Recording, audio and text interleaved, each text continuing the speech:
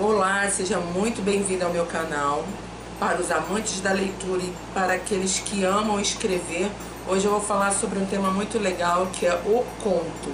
O conto é uma narrativa curta, sem rodeios, vai direto ao assunto. Cada palavra é uma pista, tudo é importante, tudo está cheio de significados. No conto, o escritor escolhe uma situação e extrai dela todos os possíveis e múltiplos significados. O autor escolhe uma situação e extrai dela o máximo. Mas agora eu quero te mostrar quais as características do conto e como você pode utilizar para escrever melhor. Então, começando pelas características do conto. Quais são as características do conto? Primeiro, o conto é condensado, possui poucos personagens, poucas ações, o tempo e o espaço são reduzidos, tem o enredo, é claro, né? E o elemento mais importante do conto é o conflito. Você tem que construir na introdução do seu conto, né, logo no início, construir o conflito, toda a sua narrativa caminhar em cima deste conflito e culminar no clímax da narrativa. Quando você prende a atenção do seu leitor no início desse conflito até o clímax, pronto, você tem um conto realmente envolvente.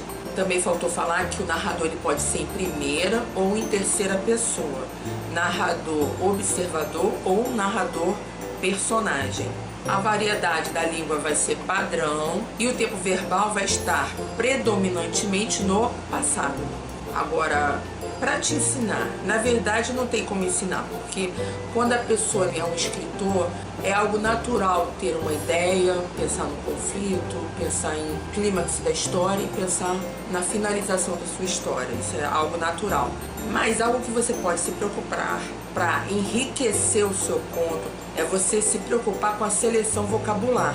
Você tem que se preocupar qual é o grupo semântico que você vai utilizar relacionado ao seu tema, ao assunto que você quer tratar. Por que eu digo isso? Porque se você lê autores, como por exemplo Carlos Drummond de Andrade, você lê e vê o vocabulário que ele empregava, que era uma linguagem simples, cotidiana, e a partir dessa linguagem ele construía um texto poético, você vai construir o que? A sua própria narrativa de uma forma muito interessante.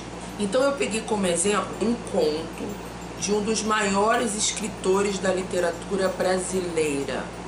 E quando você ver aqui esse conto, você vai ver como é interessante. A pista também estava na foto, né? A história é bem simples. Olha, eu vou contar a história e você vai ver que a história é super sem graça. Olha a história. É de um homem, um fazendeiro que é casado e tem 3 filhos. E um dia, de repente, ele resolve construir uma canoa e ir morar no rio e ficar lá até morrer. Pronto, acabou a minha história. Você achou essa história interessante? Você pensa assim, pra que eu vou ler uma história de um homem que abandona a família e vai morar num rio? Parece uma história muito chata, né? Mas vamos ler o primeiro parágrafo desta história? Olha só. Ouça e acompanhe. Nosso pai era homem cumpridor, ordeiro, positivo, e sido assim desde mocinho e menino, pelo que testemunharam as diversas sensatas pessoas quando indaguei a informação. Do que eu mesmo me lembro, ele não figurava mais estúrdio nem mais triste do que os outros, conhecidos nossos, só quieto. Nossa mãe era quem regia e que ralhava no diário com a gente, minha irmã, meu irmão e eu. Mas se deu que certo dia nosso pai mandou fazer para si uma canoa. Viu aqui a construção das palavras do homem nordestino de uma maneira simples, o uso dos neologismos. Ele dá uma breve visão deste homem. Dá para perceber que ele era um homem comum, um homem simples, que não parecia nem muito feliz nem muito triste. E ele mostra que de repente, certo dia, resolveu o que? Fazer uma canoa. Quer dizer, todos devem ter ficado intrigados com o assunto. O segundo parágrafo começa com a seguinte frase: era sério, então era algo realmente decidido da parte do pai. E aí você continua a narrativa, você vai ter o momento da família achar aquilo estranho, toda aquela mudança, quando a mãe viu que ele realmente ia embora, tem os momentos de desespero, ela diz, se você foi embora não volta nunca mais. Então há toda aquela despedida triste da esposa, dos filhos, vendo o pai partir na canoa. Aí você vê na segunda página esse momento aqui do parágrafo. Nosso pai entrou na canoa e desamarrou pelo remar. E a canoa saiu-se indo, a sombra dela por igual, feito um jacaré, comprida, longa. Nosso pai não voltou, ele não tinha ido a nenhuma parte, só executava a invenção de se permanecer naqueles espaços do rio, de meio a meio, sempre dentro da canoa, para dela não saltar, nunca mais. A estranheza dessa verdade deu para estarrecer de toda a gente. Aquilo que não havia acontecia.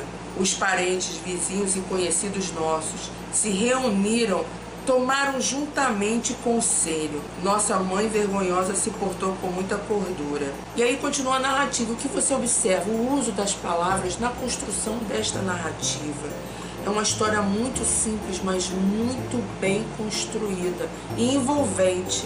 Por exemplo, vai ter um momento agora na terceira página em que ele vai falar dos encargos sociais. No caso, como ficou a família sem a presença do pai? Como ficou a questão financeira? Será que ele colocou isso no conto? Sim, colocou. Olha o que Guimarães Rosa colocou. Nossa mãe muito não se demonstrava. Mandou vir o tio nosso, irmão dela, para auxiliar na fazenda e nos negócios. Mandou vir o mestre para nós, os meninos. Incumbiu ao padre que um dia se revestisse em praia de margem para esconjurar e clamar ao nosso pai o dever de desistir da tristonha teima. De outro, por arranjo dela, para medo vieram os 2 soldados. Tudo que não valeu de nada. Bem interessante, aqui você já tem uma visualização de como ficou a família sem a presença do pai. Então, como é que ficou esse sofrimento da família? Como é que ficou o sentimento deles? A gente vai ver na próxima página, quando fala assim: minha irmã se casou, nossa mãe não quis festa, a gente imaginava nele quando se comia uma comida mais gostosa, assim como no casalho da noite, no desamparo dessas noites de muita chuva, fria, forte, nosso pai só com a mão e uma cabaça para ir esvaziando a canoa da água do temporal. Eu achei bem interessante essa parte. Então veja que você vê o sentimento da família, de não fazer festa pro casamento. É muito interessante o final dessa narrativa, porque você fica imaginando como é que ele consegue amarrar, prender a atenção do leitor nessa imagem do pai num barco à distância e a família vivendo, e a história passando, o tempo passando. E o clímax é emocionante e eu não vou te contar. Você vai ter que procurar e ler. O nome do conto é A Terceira Margem do Rio, de Guimarães Rosa. Claro que essa leitura foi despretensiosa, não foi com base nos grandes intelectuais e análises feitas pelos grandes críticos de arte e literatura. É apenas uma leitura para criar em você o interesse por ler grandes contistas brasileiros, não só os atuais, os modernos, mas também da nossa história, que faz parte da história da nossa literatura brasileira. Bem, como é que eu finalizo então? Eu te digo o seguinte: a história aparentemente era uma história banal, mas ela foi magnificamente contada por Guimarães Rosa. Então você tem que ter em mente que não importa o tema que você queira falar, que você queira escrever, o que importa é a qualidade, o vocabulário que você emprega e a forma como você amarra a sua história para encantar o seu leitor. Eu vou te deixar mais uma dica. É algo que todos sabem, mas talvez você seja um escritor principiante e não tenha ideia. É sempre bom a gente escrever e reescrever o nosso texto. Depois de você completar a sua escritura, você volta observando onde pode ser melhorado, onde você poderia variar o seu vocabulário. Tenha sempre em mente que os grandes escritores não escrevem diretamente o conto. O conto é construído como fazer um casaco de tricô. Leva um tempo para aquilo ser produzido e quando a gente erra o ponto, a gente volta tudo de novo. Eu gosto de fazer tricô e crochê, principalmente o crochê.